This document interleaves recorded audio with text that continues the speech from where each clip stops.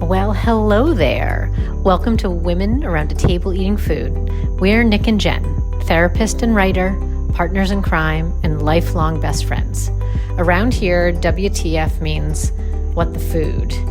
And it's our excuse to go deep, get real, and share the kind of messy conversations that usually stay between us and a plate of something delicious. So sit back, grab a bite, and join our conversation. Oh, hey girl, hey. Hey girl, hey. Man, I am so excited to get into this episode. So if anybody's on the U of Tube and is seeing us, or actually even if you're not, doesn't make any difference. Today is going to be a little bit different around our virtual table.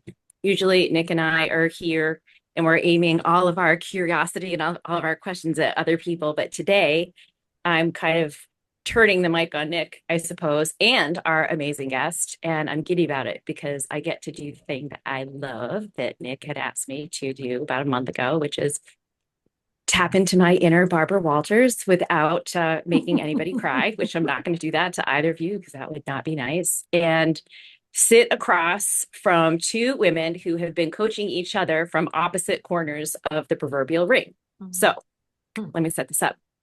You all know Nick, obviously. Her background is our resident therapist and our voice on the show who can hold space for other people like nobody's business. What you might not know about her is that, or if you might not remember, she has a PhD, and her PhD, as she has crafted her work, is like literally in human development. She's a licensed marriage and family therapist. She's a former college athlete herself. And more recently, she is and I'm reading this from notes, so bear with, a certified Ericksonian hypnosis practitioner. Did I get that right, Nick? You sure did. Okay. So she's taken all of that and she's building an offshoot of her therapizing practice that's called Transform Performance. And it's subconscious mindset coaching for high performing humans who don't have the time to sit in a chair once a week necessarily and hope that something's going to shift. It's a different way of being able to unearth things and move things around so that the work happens while people are living their lives. So, and before anybody starts, I think I'm speaking to all the pragmatists who hear about the idea of hypnosis. This isn't, swinging pocket watches and getting people on stage to, walk like a chicken or anything like that. Like these, and using her own words, hypnosis is a focused, deeply relaxed state where your mind gets open to change. And it's a lot like being fully immersed in a good book or a movie. You're not asleep, you're not unconscious, you're not out of control. The goal is to, it's not to control your mind, it's to retrain it. And so to try to get your nervous system to start stop repeating those subconscious patterns that sometimes run our show at times. And so that all brings me to the other woman at our table. So if you were back with us way back in episode 2 last year, you already met Lisa MacDonald, who is better known to a whole lot of Instagram as Lisa Maximus. Lisa is a world record holding powerlifter and multiple all-time records. She's also a strength and conditioning coach who's been coaching since she was 19. And she's the creator of her own platform, Maximus Strong Training Program. She came through Olympic weightlifting and powerlifting. She trains elite athletes and fighters and even regular mortals out in Ohio and online. And honestly, her whole ethos, her whole philosophy could fit on a bumper sticker. No gimmicks, no shortcuts, just work. So even when I said that, like, this is the part that gives me real goosebumps because Lisa is Nick's strength coach and Nick is now Lisa's hypnosis coach. So in the spirit of sisterhood and support and true, goosebump reciprocity, we've invited Lisa back to the pod so she and Nick can trade places, the strength coach becoming the student, and this time within Nick's own intellectual property of hypnosis. Because Lisa wasn't just any client. Lisa was Nick's very first transform client number 1, and the first one who said yes, and very gratefully has led to many others. So I want to stop for a second, and I want our listeners to think about the fact that if you remember when Lisa was on, she's seriously the most disciplined, no nonsense, just do the work woman we know. Hmm. And she's a person who has out-trained pain that most of us, I am sure, could never even fathom. Hmm. And she's a mom and she's a wife and she runs her own business. She's all these things all at the same time. But she ran into a wall with her training that not even all of her voluminous reps could really move. And the thing that finally broke through it was Nick and her work with Nick. So that's the conversation that we're going to have today. What is hypnosis? What is it really? What is it not? What did it do for Lisa that other tools couldn't after all these years? And why this also matters just as much for the women who are never going to touch a barbell in the way that these two phenoms do, like moms and managers, and maybe people who are afraid of public speaking or all of those things. Because honestly, if Nick can help move a wall for Lisa Maximus, it's probably worth all of us leaning in and listening to her story a little bit. So Lisa and Nick, welcome to this episode of I'm Around Table Eating That was Food. gorgeous. That was like This is fun. it. I was going to This say is that's like the it. most articulate, beautifully spoken. Like, how Oh, beautiful was that? Yeah, you no are kidding. so the two of you make it so easy because I really from the sidelines, I am so in awe of what each of you do individually, and I'm also really in awe of the relationship and the kindred spiritshipness you have created across the miles. I think we all know from pandemic life that, many of us developed beautiful relationships through screens, and the two of you have actually helped change each other's bodies and your minds through screens as well, which is really quite a tribute to what both of you can do. So I'm a little fangirling here. I don't know if Barbara Walters actually ever fangirled, but I'm just going to call it, and that's exactly what I'm doing. So, okay. So would either of you like to say anything, or could I jump into a question? You're just on a roll. Lisa, you got anything you want to Yeah, say I'll say first? jump in. Let's Yeah, get, yeah. go. All right. Okay. Uh, so because Lisa, your entire, like the whole premise of everything that you do works on no gimmicks and no shortcuts and work. Okay. And hypnosis, I think, and I think that hypnosis is sort of one of those wooey kind of suspect sounding words that make pragmatists cringe. And I would like for you to start with being super honest and just say an answer. A, do you have an inner skeptic, you yourself? And two, or B, when Nick first brought up the idea of using hypnosis to kind of break through the barriers that you were facing, what was your first response? What did you think? So great, great question. First of all, I love therapy. I'm a big believer in, I've been in therapy my whole life and for different things.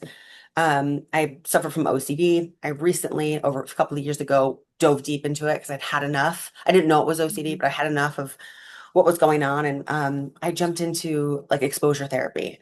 And so I'm again back into being that person who's about like, do something about like, don't sit and wallow, right? Do Mhm. something. So I am very proactive as a person in that way. And I'm like, I'll do whatever you tell me to do. And even when I went to do my intake with the therapy that I went, they were like, we've never had someone this open to exposure. Like I have a Mhm. phobia of throwing up. So they're like, most people, like when they hear that they have to be exposed, like freak out and don't actually follow through. And I was like, bring it on. Like and they were like, okay. So that is how I look at things in that way. For me, when I was thinking about the sports psychology side of my performance, because I kept having these really bad performances at meets. And I was just getting, again, frustrated to the point where I'm like, enough. All right, already. Like, enough with this. You get to the platform and you're doing, weird things and your mind takes over and you freeze, right? That feeling of shaking and you can't. I tried different techniques, breathing techniques, the box breathing. I worked on mindset, and I actually even pulled in some of those OCD mindset things, the hook statements, which is for me, maybe it will, maybe it won't, let it go, the unknown, being comfortable with the unknown, trying to get a handle on it. And it just wasn't moving the needle, Mhm. especially the way I needed it to. It just I wasn't getting where I needed to go. And so when I was talking to Nicole about it, I was like, yeah, yeah, I think my next thing is getting into sports psychology. And she was like, hmm, like, Mhm. what do you think about exploring that? And I was like, Mm. again, I'm getting, why not? And so what really had me was when we were kind of diving into it, one of the things that kept me back from pursuing that, from going deeper why hadn't I done this before, was who do I talk to? What approach do I take? And sometimes it does get confusing what is what, right? We have different types Mm. of therapy. We have behavioral, we have, do you like how many I know? Behavioral and exposure Mhm. and then behavioral. And so, I mean, there's a lot of different types of therapy. And so it was kind of like, how do I find a sports psychiatrist? Are they going to know me? Are they going to be able to pull in all my other weird stuff? Like, Mm. do I, then now I'm thinking about the hours, right? I'm going to sit with someone Mm. and have to explain to them my background and what lifting is and what competing is and my OCD and all this other.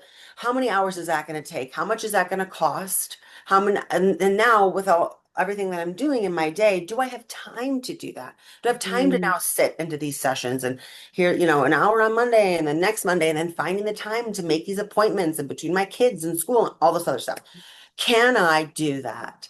And that is why I hadn't done it yet. And so when Nick and I were talking about it, and she was like, well, you know what you could try. Mm. And so the minute she brought it up, she was like, you just listen to, they're like meditations.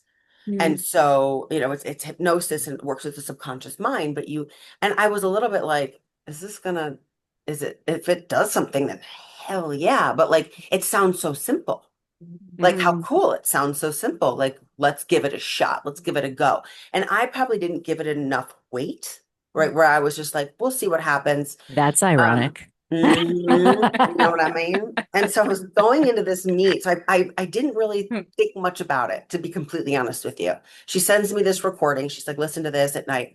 Didn't think much about it. Put it on when I went to sleep, leading into this meet when we did it a couple of weeks out. So I listened to it, I don't know, 5 times, maybe Mm.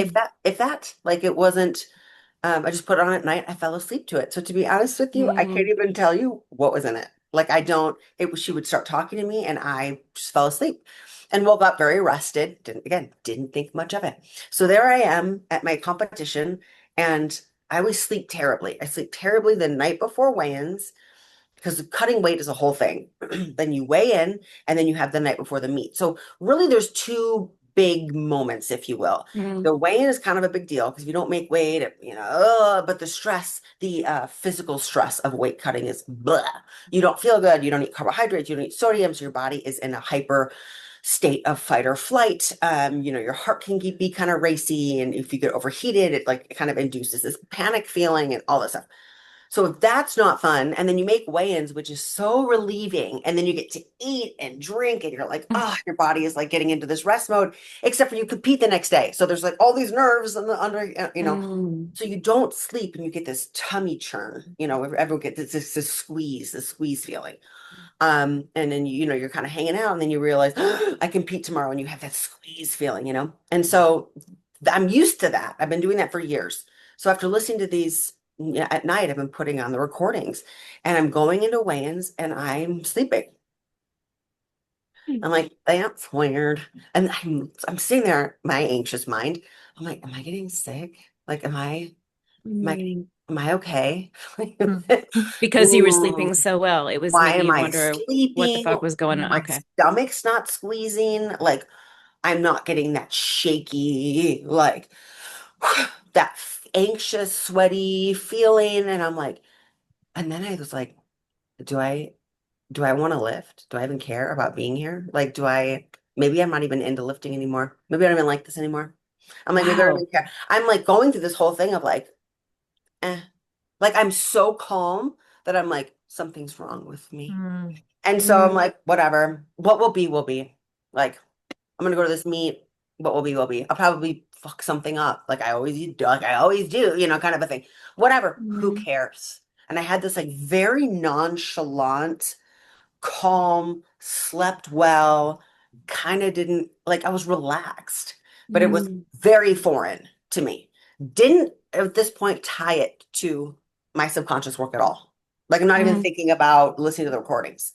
right? Like that was a thing that I did at night. And again, don't even really know what was in those recordings. So I don't know what that did or didn't do. Wasn't thinking about it. I go into weight, make weight, reconstitute. I take a nap on after I got my IV. I took a nap. Who takes a? I've never taken a nap the day before my meet in my life. I'm sitting there again, like, am I sick? Like, something's wrong. Something's wrong. Watched a movie. Like, hold on. Long story short, wake up the day of the meet. I'm still in this like super chill. And I'm like, am I gonna get it up on the platform? I don't know. Like, I don't know if I'm what's about to happen. Like, this is so weird. And I'm like, well, you're here now. I'll just go through with it, whatever. I am getting ready to go on the platform and I stand up and I am in this like, let's fucking go. Like I am like laser focused. There's not a nerve going on. I'm not shaking. I'm not needing to box breathe. I walk up to the platform and I felt like I was at training. Just like knew where I was on the bar, got under the bar, unracked, just confident. Like just came, next attempt. I'm like, I just looked at my coach. I'm like, you pick. He was like, okay. So he's like doing all my number, and I'm just getting under the bar and just executing, executing, executing, execute.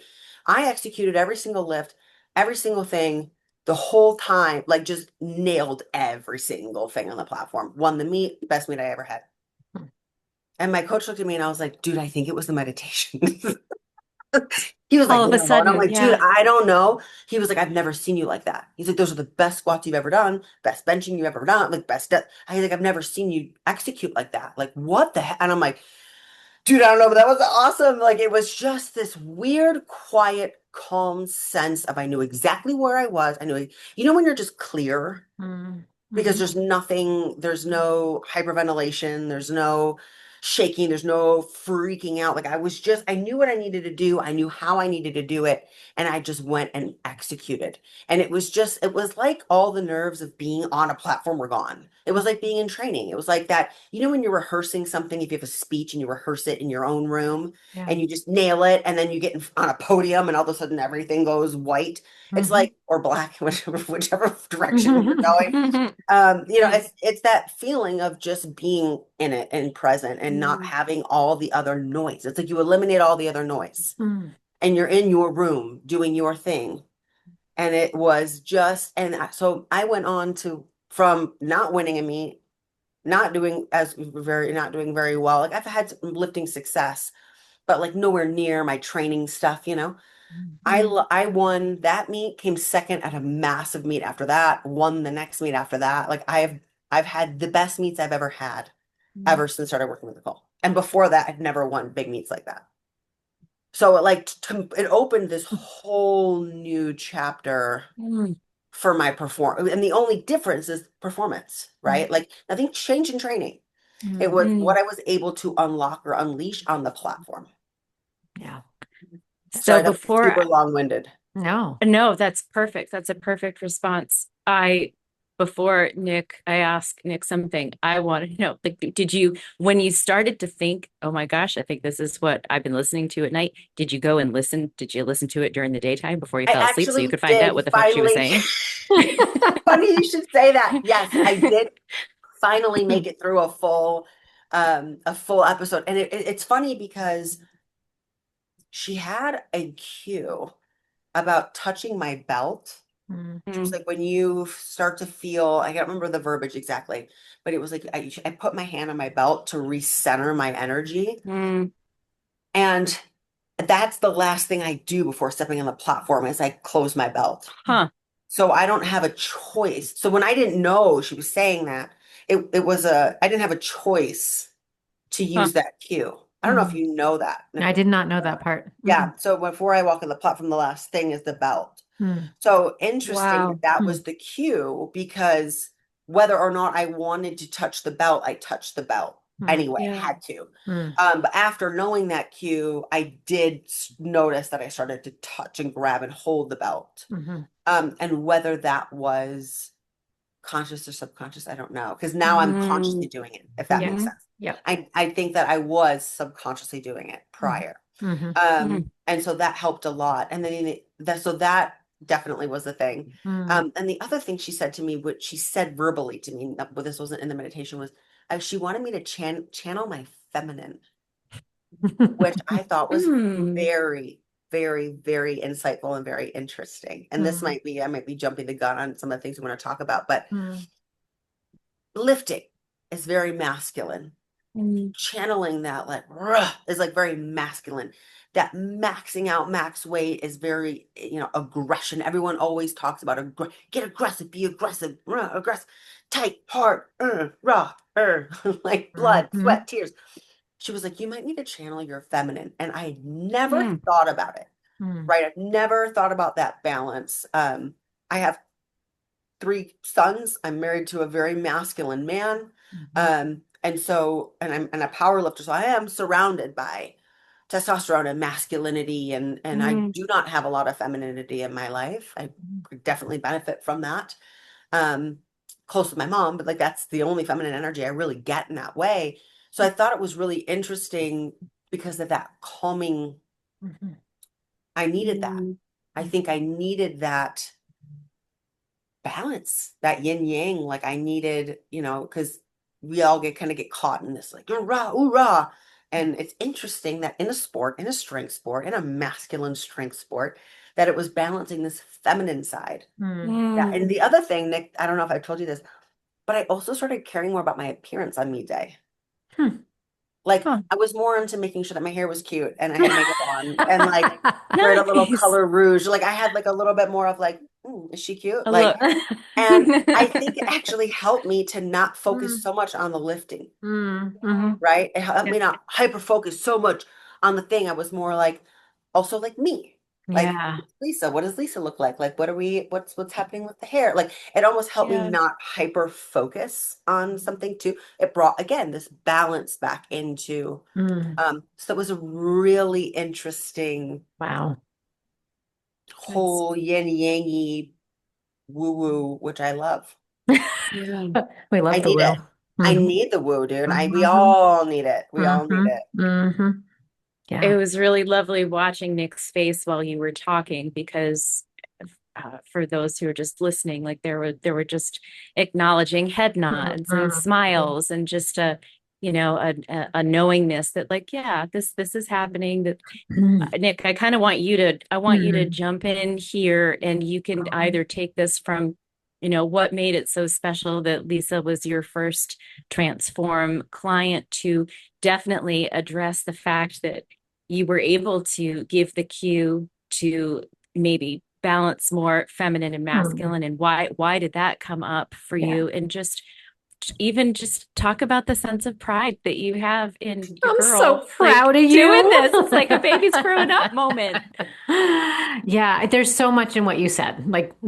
So there are so many different layers to it. And I think really the first part is what made this so seeming easy for me anyway is because I I know Lisa.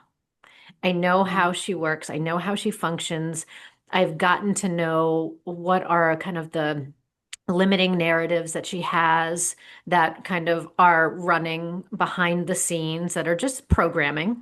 And I'll talk a little bit about that in a second. Um, I know, from watching her, I know the sport now from being coached by her and then watching her in her meets. So Mhm. I know so much now about Lisa. So this was really taking a lot of knowledge about her, and that's what informed like the audio. And so where that would translate to the layperson is when I do it extensive intake to get to know the person, to get to Mhm. know the limiting narratives and the belief systems and blah blah blah. And so when Lisa just started talking about some of the things that were going on in her brain and then the things that were going on in her body and then how it would show up on meet day. Like I know Lisa's body can lift as much as she wants to. I know that because I know how she trains and I know her capacity. And so the only thing that was coming in the way was just the nerves, the belief system around it, and then the association with shaking, like, and what did that mean, right? Like, okay, if I have this like nervous energy, it means that I'm anxious and it means that I'm probably going to fuck it up, and then we have a downward spiral. So knowing all of those things, what the hypnosis was doing was really getting underneath those conscious things to reprogram it. So to me, I look at the subconscious mind as the autopilot or the software in a computer that just runs behind the Mm, scenes, right? mm, And sometimes we have to update our software on our computer, right? Like we don't know what's happening in this Mac right now, but at some point we're going to have to do the little update and things are going to get faster and they're going to be more efficient and they're going to run smoother. It's the same thing with our subconscious mind. And so all Lisa really required is a slight little update to allow mm, her to perform with efficiency and productivity and to the level that her body, her computer is capable of. mm, And so all that I needed was a willing participant and somebody who could believe 20% that this was going to be helpful to them. I don't even need somebody to believe it in 100%. Just give me 20%. But, Lisa gives it 100% no matter what she does. So, um, and her commitment to it, practicing it every day for those 2 weeks, absolutely was a massive contributor. And then to just watch how it translated into her experience of the meet itself. Not just the lift, though. Like, I'm talking about the influence of all the voices at the meet. There's a lot of activity, a lot of energy at a meet. People have opinions, people have perspectives, judges are there. Some judges may call something, and we like so much noise. And Lisa is a super empathic human and kind of can absorb a lot of that. mm. And so part of the work was also training her mind to quiet that noise, or if the noise is there, to be able to not associate it with it getting in her head and getting in her way. And all of that, honestly, just it was happening in the background. It was all happening in the background. It was super If fun. Lisa hadn't if Lisa hadn't been as capable as she is, and I mean sheer brute force, like if you hadn't believed that she could, and this is, I guess, a question about hypnosis and Yeah. how it's used to a certain extent, but if you didn't know that she could lift the heavy thing that she wanted to lift, Yeah. could hypnosis have helped her lift the heavy thing if physically she couldn't have done it? Or were you No. working with you were working with the assumption Yeah. that because somebody out there is going to be like, well, I would love for my operating system to teach me that I can go and lift what she lifts. And so, like, the person has to have the capability to do the thing. So if somebody is not doing the extensive strength training and eating the way that Lisa eats and doing all of the things, and they tell me they want to squat 670 pounds and they're not doing all that, then no, Right. that's not gonna happen. You're not a magician. There's a big Right. difference between a magician and a hypnotist and Eh, somebody who uses hypnosis. correct. Like Okay. she had to put in the all because her body is capable of it, right? Mm, Based on all the work that she's put in. So mm, we know that her little tweaks were really, really mindset. And the other part too, around what you said, Lisa, around that concept of bringing more of the feminine in.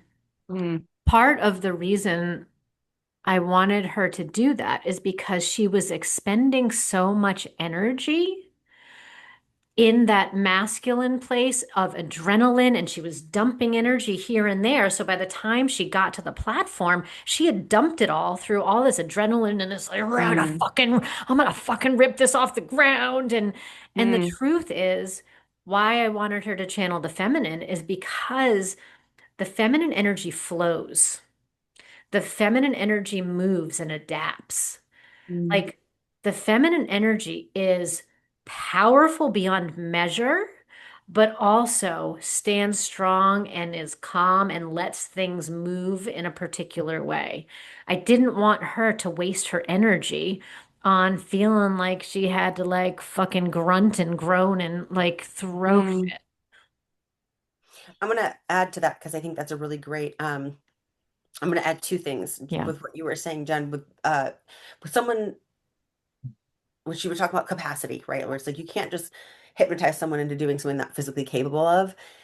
Um, Nicole, when we were saying like, yeah, you have to strength train to do all that in the platform, the miss happens when I'm capable of doing it in the gym. Mm-hmm. And then when it comes Mm, to meet day, you freeze. Mm-hmm. okay. And this is also when it kind of comes to the lay person who's like, well, I don't lift. How is this relevant to me? It's like Mm-hmm. we can be talking about a presentation at work. We can be Mm-hmm. talking about a NASCAR driver, on a racetrack. When it comes to like, now, all right, okay, Olympic athlete, you've been training for four Yeah. years to be here on this one day. You have one Mm, opportunity, Mm-hmm. this one day, this yeah. one time. Take everything you've ever done in your whole life and now do it. And you're like, ugh. Yeah. It's like your kids. Yeah. Shut, you told my kid did math, hey, little Jimmy, what was 1 + 1? The kid's like, "Bleh." You're like, come Mm, on, do the thing, dance, monkey, dance. Why can't we do when all of a sudden everyone's looking at you and you have to perform? Can you do it? Mm-hmm. Can you do everything that you've been training to do on that day, in that moment, at that exact time? Yeah. Right? I have 1 minute to get under that bar and unrack that bar and do the perfect squat at the most weight I've ever mm, done in my entire life. Yeah. Right? With everyone watching, Yeah. judging, looking. And my biggest problem is like, don't I'm the worst. Like when I will choke the most is when I know that if all I have to do is not fuck it up. Mm-hmm. Yeah. mm, That is when I will choke. Right. If there is no trophy, if there is no award, if there is no, and you're like, all right, like do this max thing on this like casual day training in the gym with bullshitting with my like buddies, that is when I'll perform my best. Mm-hmm. But mm, so that I think is where the miss happens, or where for me, and some people thrive in that. Other people crippled by it. I'm a Yes. crippler. mm, It cripples me. Yeah. And so that I think is where the hypnosis magic works, is because it takes that away. It makes that performance day feel like a gym day Mhm. with my buddies Yeah. instead of that crippling pressure of like, just don't fuck it up. Right? Yeah. Right before you do the mm, thing, just don't fuck it up. Like, Right. And that's oh no. right. And that's such a good point though, because that was part of mm, the hypnosis is when you hear that voice, because it's gonna come, like you're gonna have these moments where those thoughts and like what's Creep in. been, yeah, the conscious thoughts creep in. And so when you have that thought of like, oh, just don't fuck it up, the guided hypnosis is training you to be able to just see that I see you. You're an old narrative. Like, cool. See that you're here. And what you start to notice is that like you're not organized by it. So that's like part of the mm, languaging in the hypnosis is like you may notice this thought that comes up, like don't fuck it up. And now you actually notice something different about yourself, which is that it doesn't organize how you feel. mm, Imagine that. Imagine showing up on meet day, having that thought just float in, but And float actually, out. yeah. Yep, yep. Mhm. Instead of spiraling. Because like Right. my old mm, narrative, I want to just call it conditioning. Yes, It's like a conditioning. deer path. I've gone Hmm. down this deer path so many times. It's a clear trail. Yeah. So at this point, it's not this little, I'm not going through the weeds trying to fit. I'm like, my brain's like, don't fuck it up. I'm already down that trail. Like, Yep. guess what she's doing? mm, She's now spiraling and thinking about all the ways she's going to fuck it up, which is think about doing the thing wrong. Guess what you're going to do? You're going to do it wrong, right? Hmm. So that's exactly so it's this new path Yes. mm, of these thoughts come in, or these certain people say certain things to me, or I hear in passing, like, oh, this judge this or this, that. And all of a sudden I'm like, oh no. And storytelling, right, which I like to do. Yeah. What if, and then, Yeah. if this, then that. And it's like, I just don't, and how exhausting is that? Hmm. Like, mm, God, sounds like you're going through a lot for even stepping on the platform. Yeah. Yep. What Yeah. a waste of energy. What a waste of time.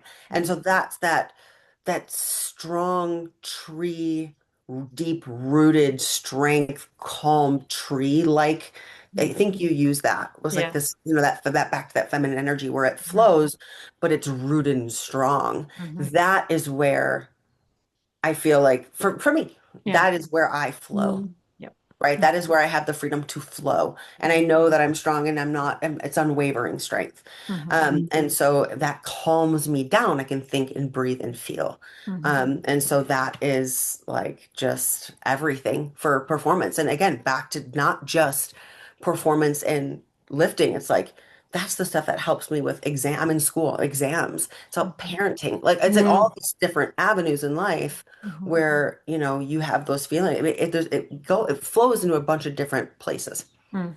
Yeah. That was going to be my next question, whether or not you had seen how it trickled into other areas of your life. And then also, when you started feeling this success, was there any semblance of, ooh, I don't want to tell anybody because I want to keep Yes, this all for myself? 100%. Or, hey, so I just want to share this thing because, and like, this is a great segue toward like this isn't the newest part of Nick's professional arc, right? She's Yeah, going down a new path and doing this. And, in a perfect world, I want her to have a cajillion clients. I And do want also, her to I'm have a thinking cajillion. about all the people who are going to be listening to you talk about this and be like, well, all right, well, now I'm giving all of my competition a fucking leg up. Like, so talk about that So a it's little so bit funny and how because can I we get more did. people to Nick? Yes, I totally had that moment of like, this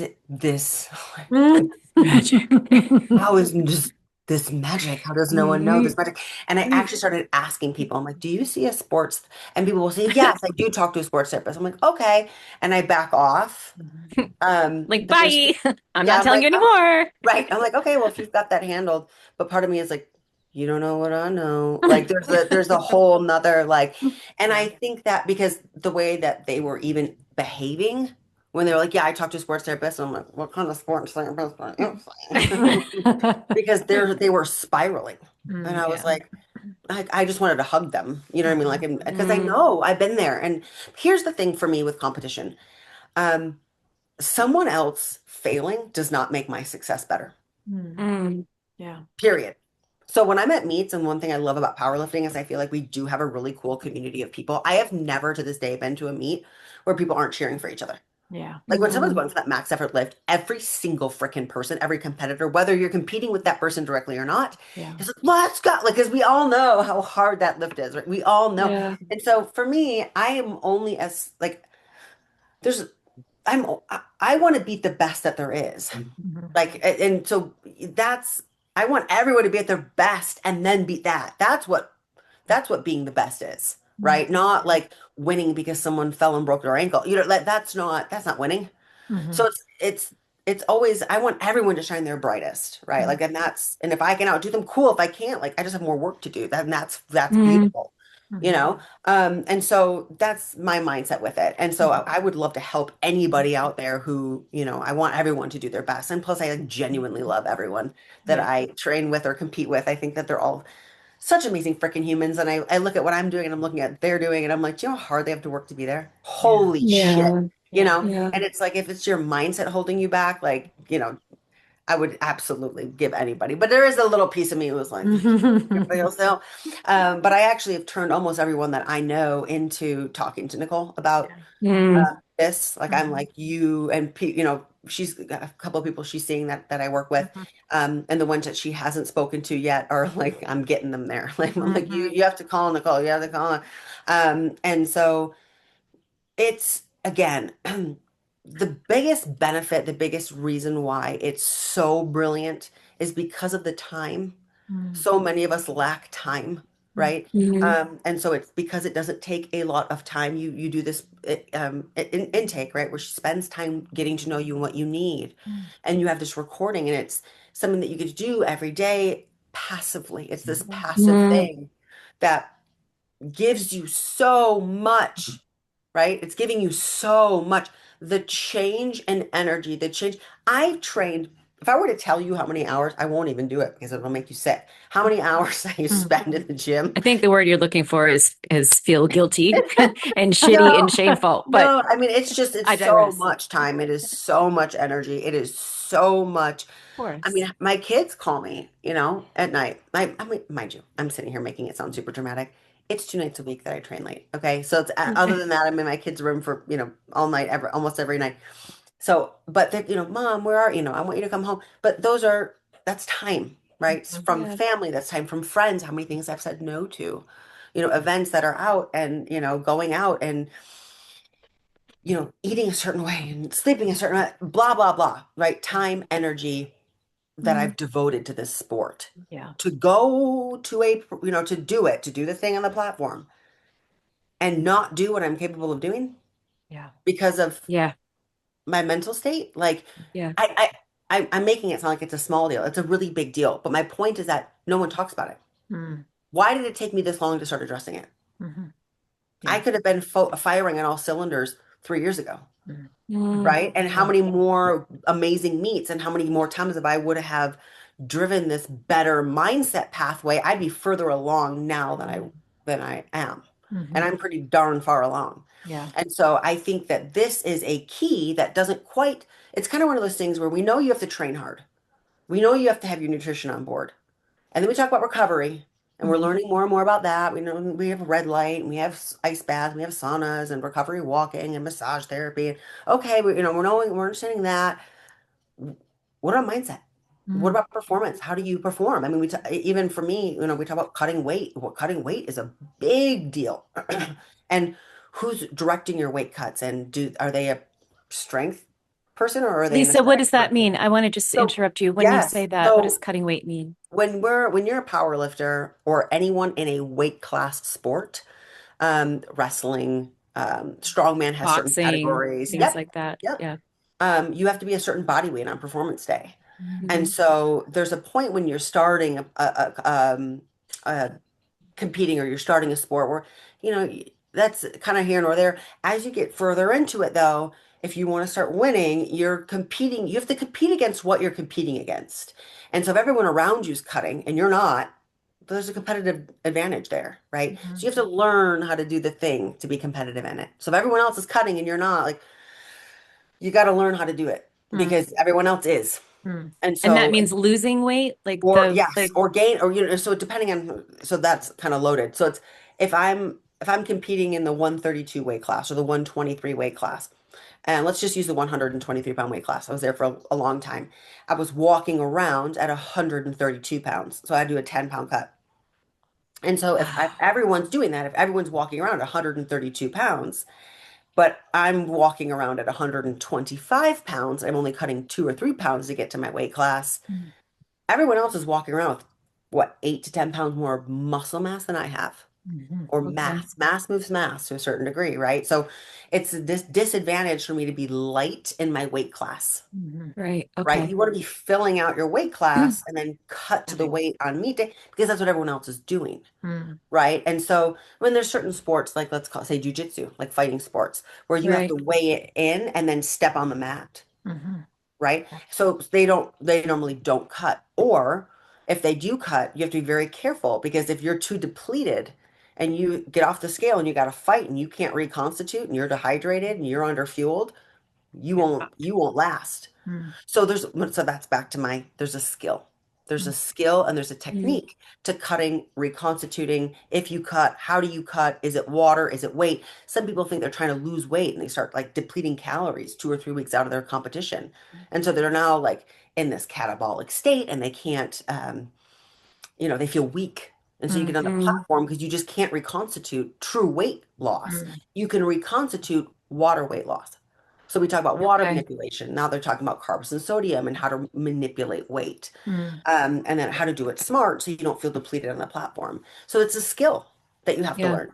And so, we talk about that you get, you become proficient at cutting. You could become, so think about the time, again, back to time and energy. Time and Mm. Mm. energy to Hmm. devote to, do you know how hard it is to drink 3 gallons of water for 3 or 4 days and then to stop eating carbohydrates and all sodium, like almost completely for 2 to 3 days, and then you cut your water out Mm. and you have a hard time thinking, you have a hard time, Mm.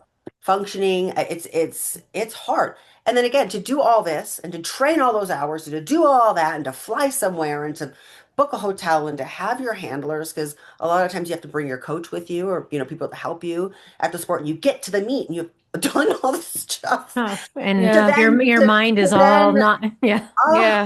to Yeah. then step on that platform and to not do what you know you can do, or Yeah. to not perform, or to be crippled by it, Yeah. right? Because for me it was like I cut well, I reconstitute right, everything is, I had my people there, we're at this thing, and then to freeze because Mm. because my mind isn't right or I'm too nervous, it's like, man, like that sucks. Yeah.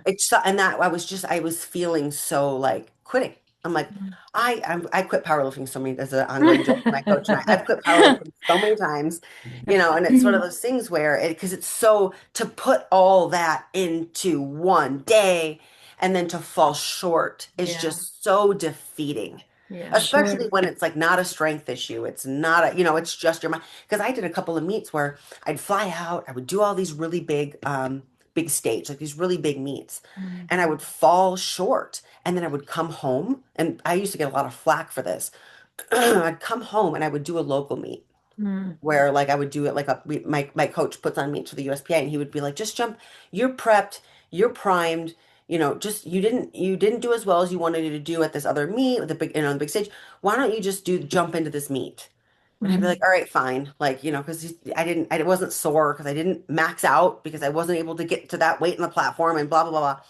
And I would do these backyard meets, if you will, and just PR everything. Everyone's like, how are Mm. you doing this? And I'm like, because I was so damn nervous on these big Mm. stages in front of all these people, I couldn't function. So then Yeah. I would come home where it was in my backyard, if you will. It was just, I was comfortable, right? I'm in my bed in my house with my people. I had, my gym partners were around Mm. helping me in the, warm up and things like that. So I was just in a better state, better Mm. mindset, and I would perform really well. And that's what we want. We wanted for her to access that same state of Right. being in performance, Yeah. right? Mm. And so when you At go the to these, meet. yeah, and when you go to these big meets and these big platforms with all these, with your peers, the people who are, wanting to impress and you don't want to screw up. And Yeah. yeah, the pressure, right? It's pressure. Mm. Yeah. It's interesting because the other thing, and because Lisa and I were talking the other day too, that struck me. So the basis of a lot of hypnosis work in my field, in the marriage and family therapy field, comes from a form of family therapy called strategic family therapy. And it has this basis in hypnosis and the concept of, in order for change to occur, insight is not a prerequisite. So, a lot of times we're Mm. socialized to believe that we have to have the insight in order to change something. Now, I think insight is wonderful, and I think can be a catalyst for change when we become aware of something. We're like, oh, I'm doing this thing and I don't want to do it anymore, and we don't do it anymore. And there are certain things where we can have all the insight in the world about it, where it comes from, and like what's happening, but we feel immobilized to change it. And Mm. so, kind of like the hypnosis framework and the strategic family therapy framework is that we don't have to have that in order for things to change. Mm. So, what I've heard a lot of times too is people who have been doing the hypnosis, the guided hypnosis, and things are changing, but they're not actually even sure why. Yes. Mm. They're not sure. They can't pinpoint. It's like, I don't know, but I picked my openers, my opening weights for the first time without any anxiety. I've never done that, and I don't know why. I said, like, change anything, like anything. Nope, just been doing the hypnosis. I'm like, okay. So sometimes we don't necessarily need to go on a fishing expedition of why. We just need to throw a wrench in the pattern. And It's that's part of what fascinating. hypnosis is. And it's also so personalized. So, like I was saying, like with Lisa, I know her so well at this point, and I've gotten to know her so well that my languaging is going to be aligned with things that she can subconsciously make meaning of, or if she's, Mm. if she's not falling asleep to it, if she's like listening to it and she doesn't fall asleep, that she can make it resonates with her. So whatever Yeah. frame I'm using, that's what I call, whatever frame I'm using, it makes sense to her. So when I talked about the feminine and the way I explained it to her, that made sense to her. And so we could go with that. And I could use that language with her because she would buy into it. With somebody else, with a power lifter who wants to fucking bench press 1,000 pounds in his next meet, is he going to go with that frame of bring more of your feminine energy? No, not going to work. I have to step into his world and use the Mm. languaging and how I know him to create this hypnosis that is going to resonate with him. So, yeah. And that works for people that, so let's try to segue also into where the actual transform practice, and then also maybe how you're using it in your personal practice as well, that's not athlete based. When Yeah. somebody comes to you off the street, and we've talked a little bit, Lisa's talked about the intake, and obviously you both have a relationship from which you can draw this deep well of knowledge. Yeah. you know Joe Schmo comes in off the street and he is concerned about, I don't know, a work issue or a parenting issue. You've never met him. Yeah. What does that look like right now for you? I so their intake is going to be them filling out a pretty extensive form. So I can know from them, like, what are their biggest barriers and obstacles? I'm giving you an overview. I'm not going to tell you all the Yep. different things, but like, where do they, what are the core narratives or kind of loops, thought loops that are occurring for them that are keeping them stuck? Um, how will they know that hypnosis has worked for them? Like, what would be different? Mm, Where do they feel it in their body, Mm-mm. right? I want to know like sensations and feelings in their body. So like if somebody says to me, I feel it in my stomach or I feel it in my heart, things like that. I want to know that because I'm going to use that in how I understand what's getting in the way for them and how they associate a feeling somewhere with the actual experience. Um, I would say the other part is I want to know, like, if for instance, if it's about somebody's like anxiety or pain or what have you, I want to know what their belief system is around anxiety, right? What is their belief system around pain? I need to know all of those little nuances, and then we're going to explore all that in an intake so I can get to know the person, their language. I also, honestly, I want to know a bit of their trauma history because I want it to be trauma informed and I want to know the things that might be triggers for people and the mm, things um, that might be holding them back that are broader in scope than mm, just performance so that I can be a thoughtful person should they require more than hypnosis. mm. I want to be able to make sure I hold people safely in that sort of way.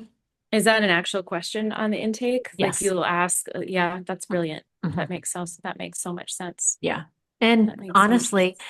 Um, and some people, a handful of people have already done a lot of their own kind of work, like therapeutic Yeah. work. Like, so for instance, Lisa's done the deep work. She's done the therapeutic work. She's gone to really difficult places. So I know she knows how one, whether it's OCD or what have you, how it informs one thing, where it comes from and stuff like that. I will tell Mm. you, I did go to a sports psychologist when I was younger, when I Really? was competing with horses. I forgot to tell you that. I didn't I know was that. Oh, young. I was like yeah. 16, 17. What was It was different about it? talk therapy. Oh, So it was back to what you were saying with the trying to figure out where things come from, yeah, going too deep into where things come from. yeah. It was that. It was like always talking about the past, Hmm. what was going on, Yeah. no tools on how to Hmm. handle it. Got And it. so for me, Mm, tools are everything. Yeah. And so talking something to death hasn't always, it makes you feel good in the moment, right? Yeah. It's validating, gets things off your shoulders. It can be great. I'm not saying it's bad. Yeah. But talking something to death doesn't always help me yeah. make things stick, right? Like it's like it didn't move the needle. Yep. But that way. Mm. Hmm. Yep. Yeah. Nick, for the Mhm. people who are listening to this who maybe haven't had success with talk therapy, or for people who are a little worried about that, clucking like a chicken on a stage kind of situation with the Yeah. whole, you know, is it control or is it reframing, retraining? Do you have things that you have in your back pocket that you say to try to explain to people to give it a shot? Or is it some, when people come to you, are they pretty open to it already? Or how much defending or Mhm. explaining do you feel you need to do to help people open up their Yeah. minds a little bit? None at all. Because No, by the okay. time, if it's truly for mindset work and hypnosis for performance, for test taking, anxiety, like things like that, and they're contacting me, they're ready to change They're it. ready. Yeah. Okay. Okay. I will say, like the way that I also think about hypnosis is it's a tool. To Lisa's point, it is a tool.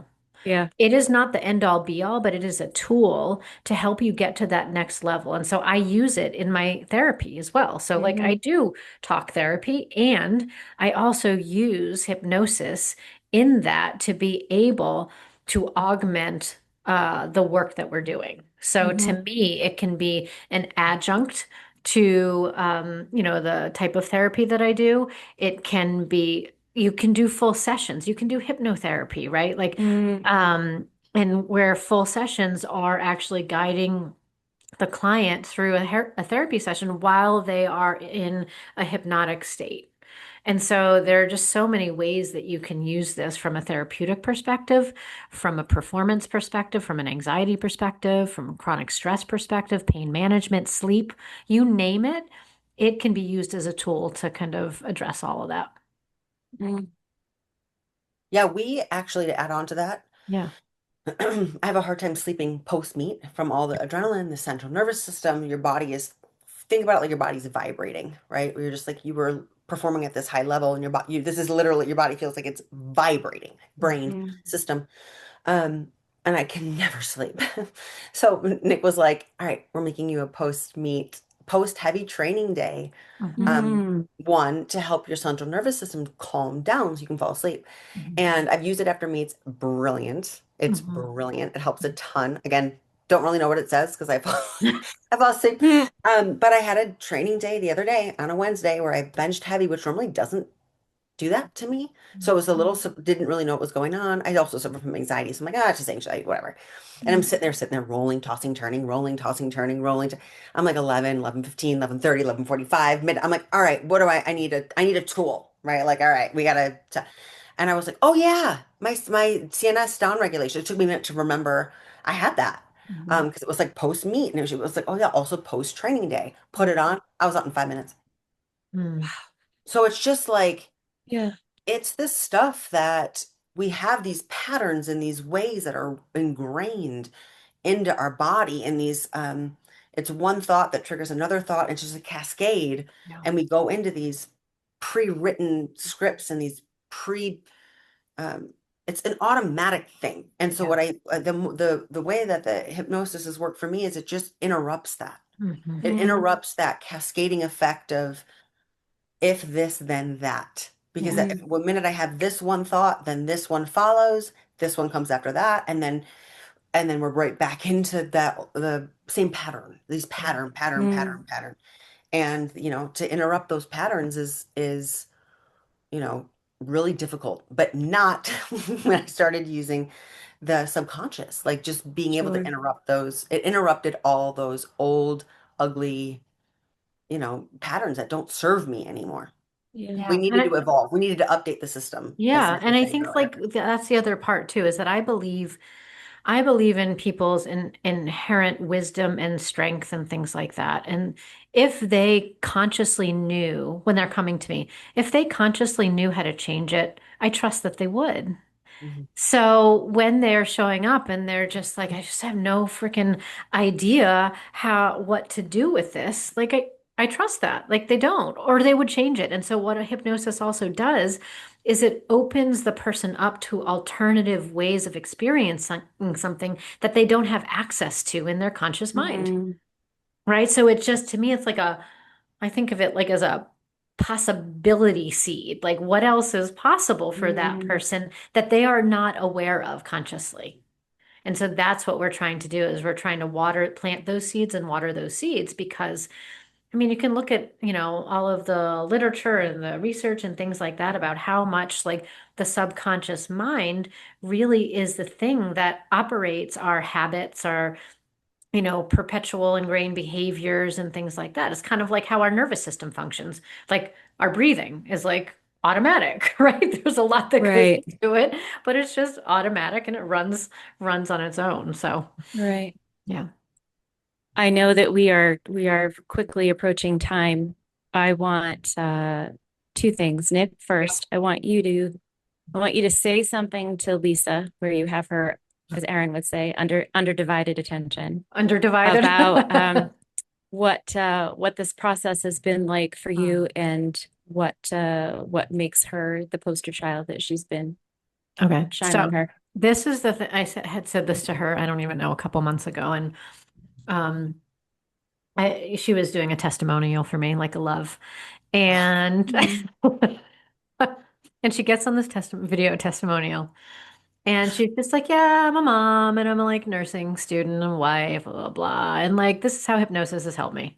I was like, wait a second, I'm so sorry, but like, can we just talk for a hot second that like you in your last meet squatted like 670 pounds and have an all-time world record in like the squat? Like, hello, you're not just some like person who just came off the street and was like do like because Right. that's all like that's important, like she's a It's devoted context. like yeah it's and so like wanted her to shed a light on herself and she had a hard time with that, but anyway, um I I think that she's the poster child because like she a like she's a no bullshitter. Like she is not going to come on here or talk to anybody about anything that she doesn't believe in or that has not actually bared fruit in her life. And Mm, so, like, if anybody knows Lisa, Lisa's going to tell you like it is, and she's going to be incredibly honest, and she's not going to blow smoke. And so I know when she came to me and said, dude, this is fucking magical and like you need to just do more of this.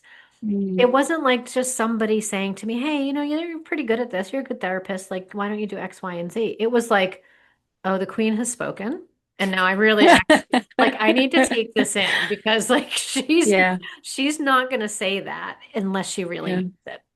So that's I think one of the most important things. Like she means what she says and she says what she means. And so There's there's trust. yeah, There's trust. yeah, People trust her, yeah, and she trusted you. And yeah, that's something I think yeah, that completely adds to the depth and breadth of yeah. your working relationship and your personal relationship too. Yeah. And she's open, like, Lisa, and she's willing. Like, that's the other piece too that I will say is that has no defenses to it. Like, when she says, I want to change this, and I could tell her to like stand like on one foot and like yodel, like, she's like, all right, if it's going to work, I'll do it.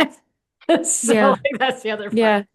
A hundred Which, percent. knowing you for 30 years, like that's how you are too. So Yeah. it's very obvious Yes. that how the two of you come together like a handshake in Yeah. that way, because you Yeah. both very much have that through line. Mhm. Lisa, same question for you. You have an opportunity to shine Nick's light. You want somebody out there who could be on the fence about working with her in this capacity. What has it meant to you, and what do you think makes her shine bright like a diamond? Why is she special? Why has she been special for you?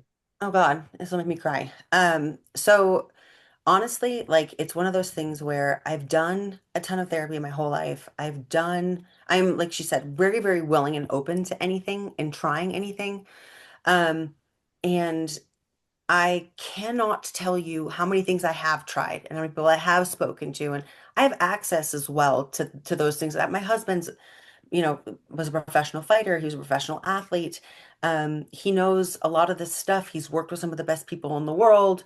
There's a million books. Like I've had a lot of resources, to a certain degree. Mm, And I have known Nicole for, a couple of years. And when it was time to make that change and she kind of opened that door, it was one of those things where like I was fully in and fully trusted her. And when I go into anything, I go into all the way. But when I tell you how much it changed everything for me, like you're talking about someone who pours, nothing's more important to me than being a good mom. And nothing's more important to me than like making sure that I'm spending time in the right area. So I'm not wasting time away from my kids, mm, away from, so to make the most out of everything, to make the most out of my lifting, to make the most out of parenting, to make the most out of my time, like that is really important to me. And so when I started working with Nicole and how brilliant the whole thing was, where it was like, you're gonna listen to this at night, how much she heard everything that I said, like everything Mm, that I said, and like saw me, like saw all of it, mm, saw the good, saw the bad, like saw the whole thing without me having to tell her the story of my life. Like she just saw the whole thing and was able to put this all together in a way that was passive while I was sleeping, mm, changed my years of blood, sweat, and tears to perform on meet day, which is like all I ever wanted to do. Right? This is talking about like 8 years of like being dedicated to this thing that like never came to fruition, and then have it finally come to fruition.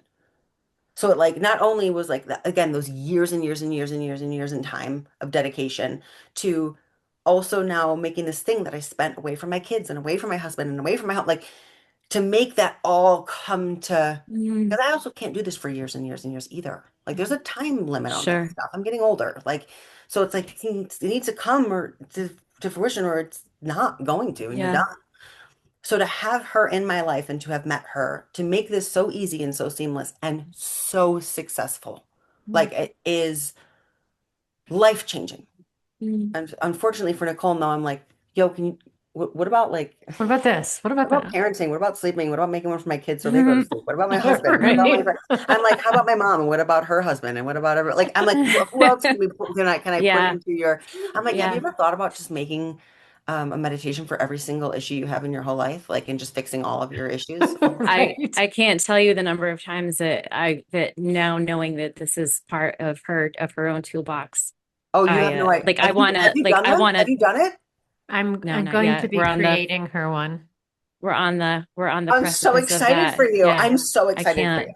I Yeah, can't I'm wait. so excited for you. But and also even just going through this conversation, the thing that I think that I need the most help with may not actually be the thing that I need the most help with, and I might need 11 of them now that I've listened to the two of you talk. And like, No, I for could use real. some help in this area, this area, this area, this area. So it's just it's very eye-opening when you start thinking about, okay, where are my actual blockers? What could I actually improve upon? How could I feel better? And I think that that's something that I really want everybody to take away from this. Mhm. I think that the both of you have proven to anybody, in my mind, I mean, I say this, anybody who is a little bit on the fence about it, if you are open to trusting, if you're open to listening, if you are open to putting in the work, I can't see how this could not be helpful on some level. And I think that it's been really beautiful being able to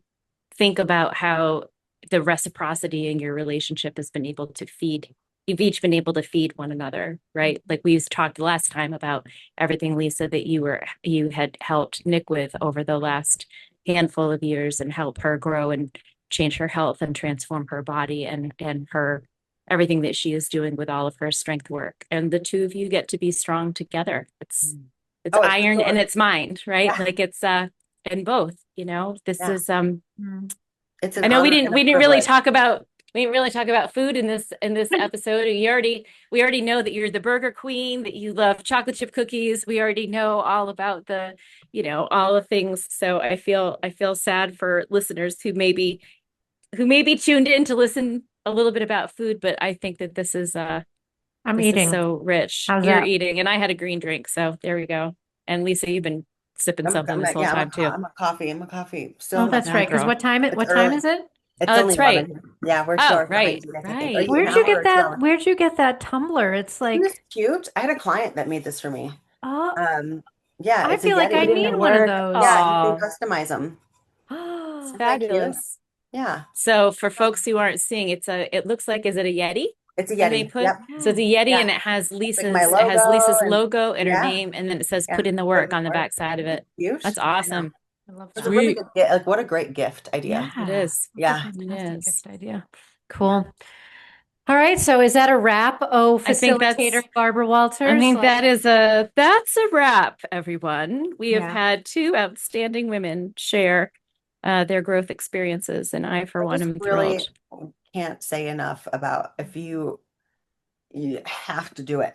Like Mhm. if you're listening to this, like don't call Nicole, like And set we'll up an have appointment. the You have like in the show notes for yeah, sure. you have And to do folks, it. Like, and I mean for anything. If it's yeah, sleep, you have sleep anxiety. If it's relationship stuff, if it's, we all get stuck in these loops and this crap, yeah, and it's one of those things where you can blame other people all day long. Well, if they didn't trigger me to do this, if you don't start working on yourself, yeah, you're not doing any yourself any justice. Like you start looking at you, what can you change? What can you help? What can you fix? That is like the biggest gift you can give yourself is changing and learning and looking inside and looking at like, well, what can I do to make it better? I've always said that mm, there's like this, we have this big problem with being problem announcers instead of problem solvers. Oh, I love that. Yeah, that's I'm like, we are awesome. really getting really, really good at like announcing our issues. Like, I have OCD, I have anxiety, I have sleep issues. Like, cool. Like, that's great Absolutely. that we're talking about that. Great. But now what? Mm. Like, what are you going to do about that Yeah. now? It's up to you to do something about it. So, Mhm. like, find tools, find solutions. Like, oh, I have anxiety. What are you going to do about that? Not work for the rest of your life and file for disability? No. Like, Yep. let's find out how to work with it, around it, give yourself some tools to get through it. Yeah. Like again, for me, like, oh, you didn't do well at this meet or that meet. You're gonna quit lift. No. You're gonna No. figure out where it's coming Right. from. You're gonna work harder. You can't fall asleep. Like, well, you're gonna keep taking like again, I'm not saying don't use medication. I'm just saying, Mhm. can't we Sure. come up with more tools? What else is there? Mhm. What else can we do to figure out some solutions? Let's come up with some solutions. And so when you start thinking about your mindset and these patterns that we fall into, and like, what can we do to start unwinding some of that? What can we do to find some Yep. solutions? And again, something that is so benign. I'll take a pill that has like, that gives you urinary incontinence and diarrhea, like, may cause autism. What do we, oh, don't talk to someone about your loops or your mental set. It's like that Mhm. is so much more powerful than I can ever, express. So And so as we wrap, already thinking about the third time that you come on, because I also think that Yeah. there's an extended conversation that could also tap into a lot of what you were just saying, Lisa. Like I'm envisioning trying to teach kids, trying to teach young children, trying to teach adolescents. Okay, well, who is a bigger announcer of the thing than Mm. kids before their prefrontal cortex has baked enough so that they can actually move from a complaint to a solution. And I think that your being a mom, my being a stepmom, Nick being like there is so much there's so much that we could all learn about helping the young people in our lives. All of us have teacher friends or teacher family who are around us. There are things that we could be doing to help younger people change their narrative and also learn, especially if for whatever reason talk therapy isn't working for them. Let's help there's in other some of these stuff. ways. Yeah. Yes, ma'am. Yep. Yes. Like Yep. there's Yep. so many things that we can do to grow. And I think Yeah. that especially when there's no harm, no foul. Yeah. Is Yes. how I look at therapy. I'm like, there's no harm, no foul. Like Yeah. try this thing. Why not? Give me a reason why you wouldn't try that first. Yeah. Yeah. Again, there's, things that do have negative ramifications, and therapy, self-work, just not one of them. Yeah. Yeah. So anyway, Preach. I just wanted to say, Preach, both of I you. just love both of you are brilliant, brilliant, brilliant women. And it is an honor and a privilege to be on here with you Mhm. and to be able to share space with you and all that. So I appreciate both of you so much. Thank you Ditto, so Queen. much. Love So you much. to the moon and beyond. Please, I owe everything to you right now, girl. Girl. Ditto, right back All to right, you. Nick, All right, I'm going to press stop now. sign us off. I'm going to sign us off, and until next time. Well, that was delish. Thanks for pulling up a chair with us at Women Around a Table Eating Food. You can find us here bi-weekly, so if you love today's conversation, hit follow wherever you listen to podcasts. You can also find us on YouTube or Instagram at Women Around a Table, and share it with a friend, because there's always room for more at our table.